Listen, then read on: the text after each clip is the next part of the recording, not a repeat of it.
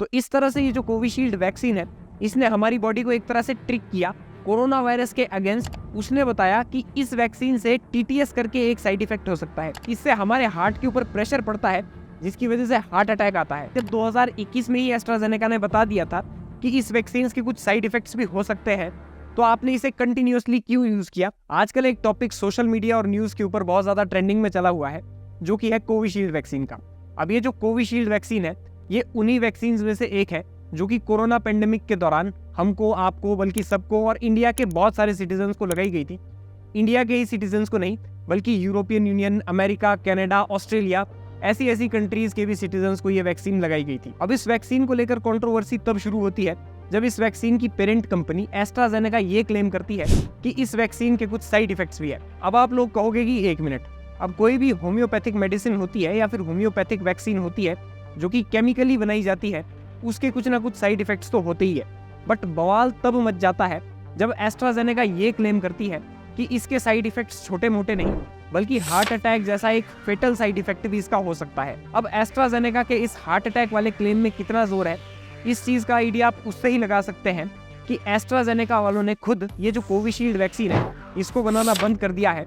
और जिस कंट्री में कोविशील्ड अभी भी यूज हो रही है, उनके लिए भी ये एडवाइजरी जारी की है कि इस वैक्सीन को ना ही लो तो बेहतर रहेगा। अब मैं आपको ये भी बता दूं कि ये जो एस्ट्राजेनेका नाम की कंपनी है, ये ब्रिटेन और स्वीडन की जॉइंट फार्मास्यूटिकल कंपनी है जो कि कोविशील्ड वैक्सीन को प्रोक्योर करती है और इंडिया में इसे सीरम इंस्टीट्यूट बनाता है। अब अगर आपको ये समझना है कि ये जो कोविशील्ड वैक्सीन है, इससे हार्ट अटैक कैसे आता है, उससे पहले आपको ये समझना पड़ेगा कि ये जो कोविशील्ड वैक्सीन है, ये एक्चुअल में काम कैसे करती है। अब आपको ये जानकर हैरानी होगी कि ये जो कोविशील्ड वैक्सीन है, इसमें जो वेक्टर यूज किया गया है, ये चिंपैंजी के पू से एक्सट्रैक्ट किया जाता है।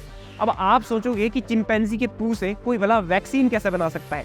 इसे ही मैं आपको समझाता हूँ। दरअसल ये जो कोविशील्ड वैक्सीन होती है, इसमें हमारी बॉडी के साथ कंबाइन करने वाला non replicant chimpanzee adenosine vector का यूज किया जाता है। अभी आपको सुनने में थोड़ा कॉम्प्लिकेटेड लग रहा होगा, बट मैं आपके लिए इसको ब्रेक डाउन कर देता हूँ। ये जो चिंपैंजी एडिनोसिन होता है, इसको चिंपैंजी के पू से एक्सट्रैक्ट किया जाता है और ये जो वायरस है, ये चिंपैंजी में सर्दी जुकाम कॉज करता है। क्योंकि ये चिंपैंजी में सर्दी जुकाम कॉज करता है, इसलिए ये काफी ज्यादा फीसेबल हो जाता है हमारी बॉडी के साथ भी रिएक्ट करने के लिए। बिकॉज चिंपैंजी की बॉडी की फंक्शनिंग और हमारी बॉडी की फंक्शनिंग काफी हद तक सिमिलर होती है और चिंपैंजीज हमारे काफी क्लोज रिलेटिव्स होते हैं। अब आप कहोगे कि जो कोरोना वायरस है, उससे लड़ने के लिए आखिरकार वो वाला वायरस हमारे अंदर क्यों इंजेक्ट किया जाता है जो चिंपैंजी को बीमार करता है?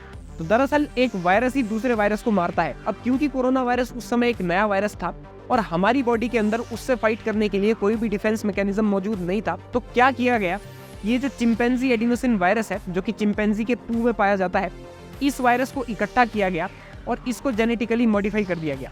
यानी कि जो इसके जीन्स है, इसमें बदलाव कर दिया गया। जो कोरोना वायरस होता है, उसके जो स्पाइक्स होते हैं, मैं पूरे जर्म की बात नहीं कर रहा, कोरोना वायरस के जो स्पाइक्स होते हैं वो इसके ऊपर लगा दिए जाते हैं। अब कोई भी जो वायरस होता है, उसमें स्पाइक्स का काम होता है किसी भी सेल के साथ लैच करना और सेल के अंदर जाने का रास्ता ढूंढ निकालना। तो क्या किया जाता है कि ये जो चिंपैंजी वाला वायरस होता है, इसको एज अ वेक्टर यूज किया जाता है। वेक्टर दरअसल एक तरह का बिचौलिया होता है, एक तरह का कैरियर होता है जो कि हमारी बॉडी में इंस्ट्रक्शंस ले जाता है और वो वाली इंफॉर्मेशन ले जाता है जो कि किसी भी वायरस या फिर किसी भी बीमारी के अगेंस्ट एंटीबॉडीज बनाने में हमारी हेल्प करता है। अब ये जो मॉडिफाइड चिंपैंजी एडिनोसिन वेक्टर होता है, इसमें जर्म तो होता है वो वाला जो कि चिंपैंजी में खांसी, बुखार या फिर जुकाम कॉज करता है, और जो स्पाइक्स होते हैं वो होते हैं कोरोना वायरस के। अब जैसे ही ये जो कोविशील्ड वैक्सीन होती है, ये हमारी बॉडी में इंजेक्ट की जाती है, तो जो इस वायरस के ऊपर कोरोना के स्पाइक्स लगे हुए होते हैं, इसको हमारी बॉडी डिटेक्ट कर लेती है और इसी स्पाइक के अगेंस्ट स्पाइक प्रोटीन बनाना शुरू कर देती है। अब ये स्पाइक प्रोटीन क्या होता है, मैं आपको एक्सप्लेन करता हूँ। ये जो स्पाइक प्रोटीन होता है, इसका मतलब होता है हमारी बॉडी का वो वाला प्रोटीन जो कि किसी भी वायरस के जो स्पाइक्स है, उसको हमारी बॉडी से लैच ही नहीं होने देते, हमारे सेल से लैच ही नहीं होने देते। और अगर वो हमारे सेल से लैच ही नहीं होगा, तो जो वायरस की मेन बॉडी है, जिसमें मेन इन्फेक्शन होता है, वो हमारे सेल्स के अंदर घुस के हमें इन्फेक्ट ही नहीं कर पाएगा। तो अब इससे क्या हुआ कि अगर कल को ओरिजिनल कोरोना वायरस भी हमारी बॉडी में एंटर कर जाता है, तो हमारे जो सेल्स है, उसने पहले ही कोरोना वायरस के अगेंस्ट स्पाइक प्रोटीन बना रखा है। और ये जो स्पाइक प्रोटीन है, ये कोरोना वायरस के जो स्पाइक्स है, उसे अपनी बॉडी के ऊपर टिकने ही नहीं देगा, लैच ही नहीं होने देगा। और अगर ये जो स्पाइक्स है, ये हमारी सेल की बॉडी से लैच ही नहीं होंगे, तो ये हमारे सेल में एंटर भी नहीं कर पाएंगे और अल्टीमेटली हमें इम्पैक्ट भी नहीं कर पाएंगे या फिर इन्फेक्ट भी नहीं कर पाएंगे। तो इस तरह से ये जो कोविशील्ड वैक्सीन है, इसने हमारी बॉडी को एक तरह से ट्रिक किया कोरोना वायरस के अगेंस्ट एंटीबॉडीज बनाने के लिए बिना कोरोना वायरस का यूज किए। अब ये तो हमने समझ लिया कि ये जो कोविशील्ड वैक्सीन है ये काम किस तरह से करती है। अब समझा जाए कि ये जो कोविशील्ड वैक्सीन है इससे हार्ट अटैक कैसे आ सकता है, जो कि हमारी वीडियो का टॉपिक भी है। तो दरअसल जो एस्ट्राजेनेका कंपनी इस वैक्सीन को बनाती है उसने बताया कि इस वैक्सीन से टीटीएस करके एक साइड इफेक्ट हो सकता है। अब ये जो टीटीएस है इसका मतलब होता है थ्रोम्बोसिस विद थ्रोम्बोसाइटोपिनिया सिंड्रोम। अब ये इतने लंबे चौड़े नाम में आपने जो ये टर्म सुनी थ्रोम्बोसिस, इसका मतलब होता है ब्लड में क्लॉट्स जम जाना। ब्लड में क्लॉट्स जमने का मतलब होता है जब ब्लड के जो सेल्स होते हैं वो इकट्ठे हो जाते हैं और आपकी जो नर्व्स होती है उसको जाम कर देते हैं। अब ये जो ब्लड क्लॉटिंग है ये कहीं भी हो सकती है, आपकी वीन्स में हो सकती है, आपके एब्डोमिनल एरिया में हो सकती है, आपकी टांग में तक हो सकती है। अब ये जो हमारी ब्लड में क्लॉटिंग होती है इसके चलते क्या होता है कि खून का रास्ता ब्लॉक हो जाता है और हमारी बॉडी के कुछ जो ऑर्गन्स होते हैं वहां तक प्रॉपरली ब्लड पहुंच नहीं पाता और हमारी बॉडी के ऑर्गन्स में ब्लड का सफिशिएंट अमाउंट में ना पहुंचना इस्कीमिया कहलाया जाता है। और थ्रोम्बोसाइटोपिनिया का मतलब होता है हमारे ब्लड में जो प्लेटलेट्स होते हैं उनकी कमी हो जाना। अब अगर आपने थोड़ी बहुत बायोलॉजी पढ़ी है तो आपको पता होगा कि हमारे ब्लड में प्लेटलेट्स होते हैं।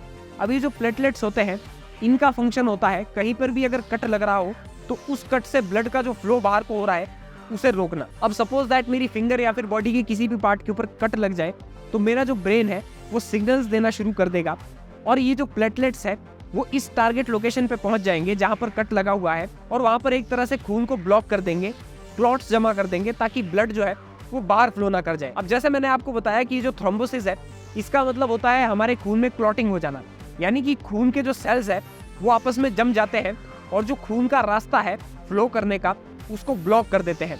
अब क्योंकि जो हमारा हार्ट है, हमारा जो दिल है, वो एक पंप की तरह काम करता है जो कि ऑक्सीजनेटेड ब्लड को हमारी बॉडी के ऑर्गन्स तक सप्लाई करता है और डीऑक्सीजनेटेड ब्लड को वहां से वापस लेकर आता है। तो जितना ब्लड का दूसरे ऑर्गन्स तक पहुंचना जरूरी है उतना ही उन ऑर्गन से वापस हार्ट तक आना भी जरूरी है।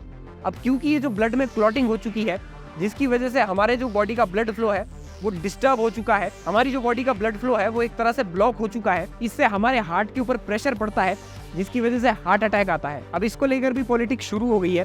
कुछ लोग ये क्लेम कर रहे हैं कि जब 2021 में ही एस्ट्राजेनेका ने बता दिया था कि इस वैक्सीन के कुछ साइड इफेक्ट्स भी हो सकते हैं तो आपने इसे कंटिन्यूअसली क्यों यूज किया, जबकि इसको बनाने वाली खुद की कंट्री स्वीडन ने इसे उसी समय पर बैन कर दिया था। तो कुछ लोग इसको काउंटर करते हुए ये कहते हैं कि ये जो साइड इफेक्ट्स है ये काफी ज्यादा रेयर है और इस वैक्सीन ने काफी ज्यादा हेल्प की हमें कोरोना वायरस के अगेंस्ट इम्यून रखने में।